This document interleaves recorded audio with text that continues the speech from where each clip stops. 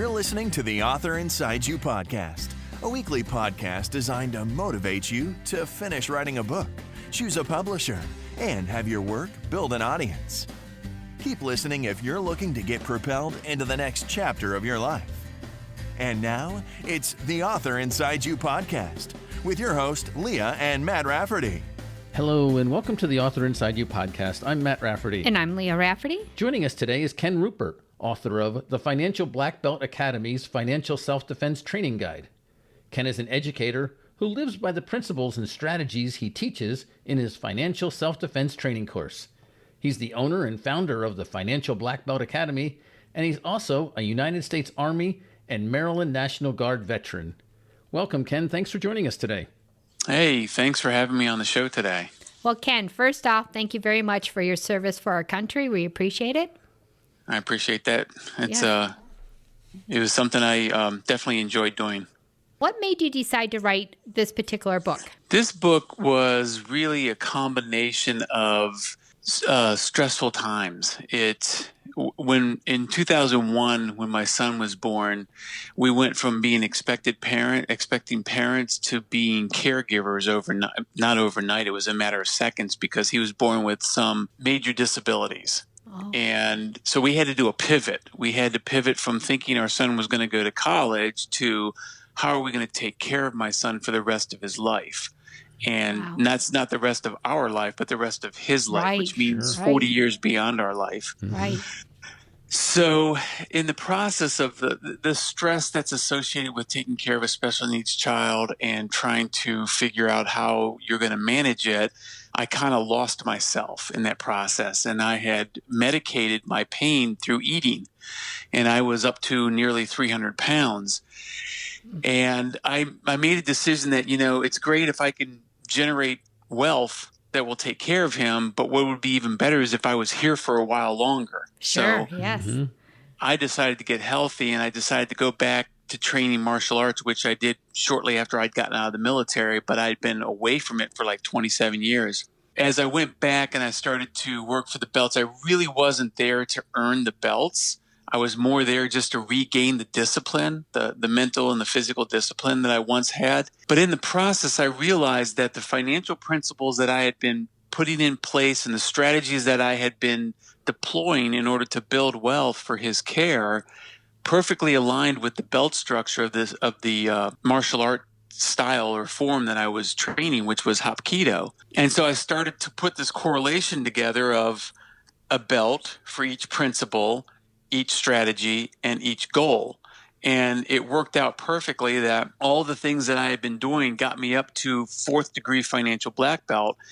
And at that point, you're just building wealth. So 5th, 6th, 7th, 8th, and 9th degree are just different levels of wealth. So it's 3 million, 5 million, 7 million, 9 million, and then decamillionaire at 10 million. And it laid out perfectly. And so I thought, if I've done it and I've proven the process, I need to put this down in some sort of format that other people can then read and execute on the same process. It really is a self-promoting kind of thing because when you achieve the goal, you can self-promote because you will have that discipline and that strategy built into your financial temperament, your financial personality will become part of you. And the whole concept behind martial arts training is a way of life. It's to think differently. It's to be prepared for the emergencies that may present themselves to you. And the financial black belt does the same thing. It prepares you for those times when life tends to throw you a curveball. So that's kind of where it came from and why I wrote it. Wow. Well, Ken, how did you decide to publish it as an ebook? The beautiful thing about Amazon is they give you the opportunity to do the paperback and the ebook, and you can just use the same manuscript for both. So the platform makes it extremely easy to do this. When I first started writing, and we talked earlier about this before the show, that I've got a number of books out there, and they go several different genres, but most of it's all nonfiction and most of it's self-help. It's how to improve yourself or how you think about things. And the first book I did, which was called Planned Excellence, I thought I had to go through a publisher. And I had such a bad experience with a publisher. And then somebody tipped me off to, hey, you could do this out on Amazon. And I was like, you can. every one of my books since then has been published on Amazon. Their platform is extremely easy. The biggest thing I'd say is, if you're going to write today, do what I did. Marry your editor. It's a lot cheaper that way. It's a lot cheaper that way. Yeah, so Amazon is a great platform. I've decided to go out and put the book out there in paperback. And what's nice about that is I can, as the author, I can order copies and then take them to book signings or opportunities where I can kind of put it out in the marketplace. But then at the same time, here it is on an ebook platform, and you can use the Amazon advertising to actually, when people are reading it on their Kindle Fire, your ad can pop up and display your book, and you can choose which audience you want it to pop up for. And so it's like a complete package. As a budding author, you don't have to pay thousands and thousands of dollars to have a company edit your book and then put it out there on all these platforms. You can do it all through Amazon, and it's not challenging. Once you get the Amazon account, you go through 3 simple steps. I say 3 simple steps. They ask you to title the book, and you get certain things, and then you do have to get creative in how you advertise it, because they're going to ask you to do a write-up so it goes with the ad. And I mean, it's a fantastic process. I can't say enough good things about my experience through Amazon. Excellent. So we haven't touched on advertising through Amazon on any of our episodes in our podcast. Can you tell us a little bit more about that? Is it expensive, and was it time consuming? Did you watch videos on how to do it, or was it just trial and error? I'm kinesthetic, which means that I learn by doing. Okay. So to watch a video for me is going to be extremely boring. So I just plugged in and it said, advertise your books. I'm like, all right, let's click on that. So let's find out what that is. And it came up and it says you have to dedicate a certain amount of money that's going to be spent over the period of times. And it's you pay by click. So when somebody clicks on your ad, it registers that you have a click. Now, for the Simple Wealth Building Strategies book, that one's got 12,000 clicks in 1 month or something like that. The Financial Black Belt, that one has tens of thousands of clicks. And they charge you so much per click. But when you sell the ebook, of course, you're just ringing up your total. So I have not found it yet to be cost effective in the sense that I'm not making more than I spend. But that's all part of the process. And I'll tell you, if you went to a regular publisher and did it, it would cost you through the nose to get them to advertise your book. If they would, right. If they would, yes. What I found is they wanted the author to buy a bunch of copies and then have the author do all the advertising. And I'm thinking to myself, but it's my material. Why are you charging me to get copies of my material at such a high rate? Right. And then Yes, I have we to heard do all that, the promoting. Yeah. Someone said they were quite surprised by that. They did get published, and they were that was a eye-opening experience. Yeah, right. Yes, it was. So any other advice on doing ads on Amazon for selling your ebook? So they do have an opportunity on there that you can actually do a free promotion. Now, if you want to generate interest in your material, you can do a 1-day free promotion. And I did that with one book, and there were just a ton of downloads. And some people might say, well, you're giving your book away. Well, you're hoping word of mouth then starts getting out there. Hey, I have this particular book that I got ebook. You should go out and get it because it's really good. If the material's good, the word of mouth is what you're really looking for. So it's kind of advertising costs because you're giving it away, but it's not realized. In other words, they're not charging you to give it away. You're just saying, hey, as an ebook, I'm willing to put it out there for 1 day for free to generate interest in it. And then sometimes people say, oh, I wanted to get that, but I wouldn't get that. I'm going to go ahead and buy it. It also racks up your downloads too, right? So that Absolutely. you look like you're more established. Yes, and obviously that plays into the ranking in that particular category on Amazon. It will say, when we released the Financial Self-Defense Training Guide, that one was on the top 100 for the first 2 weeks. Wow. So it was rather interesting how that played out. But yeah, certainly you give it away and then it drives up your traffic, and that makes you look good. Sure. So we've talked to plenty of other authors who have said, when they got the printed copies of their books, they gave lots of them away. You give them to libraries, you give them to the media or to a newspaper writer or somebody that you hope will do a review. So it's sort of the same thing with Amazon. I'm going to give it away in the hopes that, somebody reads the newspaper article or somebody reads the book and tells their friend about the book. unfortunately, I think it's kind of like the cost of business. Mm-hmm. It's the cost of doing business. However, I have sold many out of the backseat of my car just doing that, talking to people about it. And they're like, oh, they're interested. I wish I should get a copy of that. I'm like, you know what? I'll give you the author's discount. I got one in my back seat. Yeah. And you give them an author's discount on it. Mm-hmm. Any advice for laying the book out? I've done a lot of traditional layouts in the sense that it's just chapter 1, chapter 2, chapter 3. Mm-hmm. This one's a little different. This one I laid out with giving the belts, the curriculum, like what you needed to do. If you're a white belt, what do you need to do to get to yellow belt? And then I have broken out, it's a chapter on white belt. It's a chapter on yellow belt or orange belt or green belt. But within the chapter, I have little simple paragraphs that will touch on certain aspects of the strategy, how to deploy the strategy, what the financial principle, what you're eventually trying to get to. And then at the very end of each one, I try to say, I try to do a little recap. So it's laid out a little differently. Each one is a chapter, but within the chapter, there's nuggets that people can focus on. So they don't have to read the whole chapter to get all the information. They can go by these little blocks of information. Great. So that sounds like it was a little bit more work then. It was, yeah, but I enjoyed doing it. I do have, ironically, I have 2 poetry books out there, and I used to write a lot of poetry. And the reason why I published those 2 books through Amazon was my late aunt, when I got out of the military, I showed her some of my poetry, and she encouraged me to publish it. Well, at that time, I was back in the 80s, and there really wasn't this kind of platform. Sure, yeah. And so, I just kind of put them aside in the closet or whatever.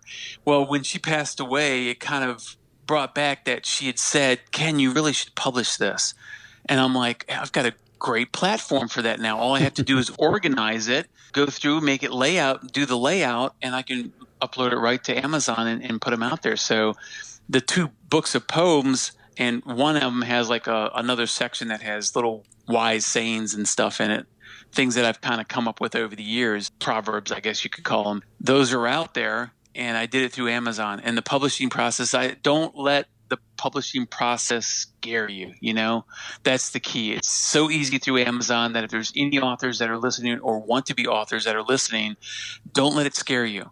Proceed, do what you need to do, make it look good, make it eye appealing in the layout.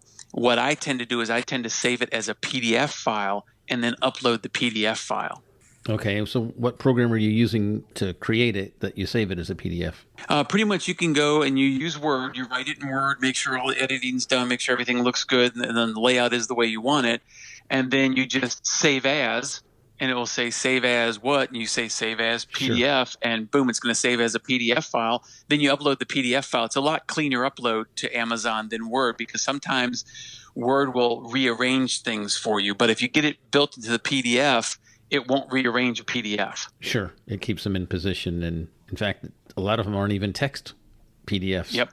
This is a little technical maybe. So you upload a PDF, and I can see that working as an ebook because that would be the page. But what about when it comes time to printing a book? Because every book isn't the same size as the document that you created on Word, right? Mm-hmm. Yeah.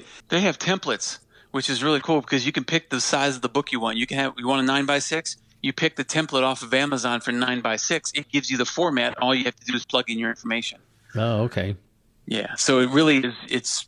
It makes it extremely easy. Somebody who knows Word can go in and reset all the parameters the way they need to set them. But if you're not really astute in Word, then you can download the actual template for the size book you want and just write in that, and that'll take care of it for you. Or maybe the person you married can do that, right? She does the editing on the Word because I it's funny because I've learned I talk differently now because of the way she edits, and she'll explain to me why she edited it a certain way, because sometimes she changes not the thought, but she changes the wording. Sure. And at first, it's amazing. At first, I was like, "Why are you changing what I'm saying?" And then all of a sudden, I got smart, and I said, "Oh, that makes more sense, and it sounds better, and it reads easier." And now I get it. So yeah, marry your editor. It's the best thing you can ever do. That's excellent advice. Any other advice you might have for somebody who's working on a book and might not have it published yet? Yeah, I would just say don't give up. Sometimes you can go through a writer's block. I'd also say this: don't ever be afraid to start over again, in the sense of when I started writing a chapter, if I didn't like the way it flowed or the way it fit in with the other chapters, I would scrap the whole chapter and I would start over again. And the reason why I would do that is because the message is in my heart. As a writer, that's where it exists. If it doesn't come out on paper the right way, it's still in your heart, even if you get rid of the paper copy.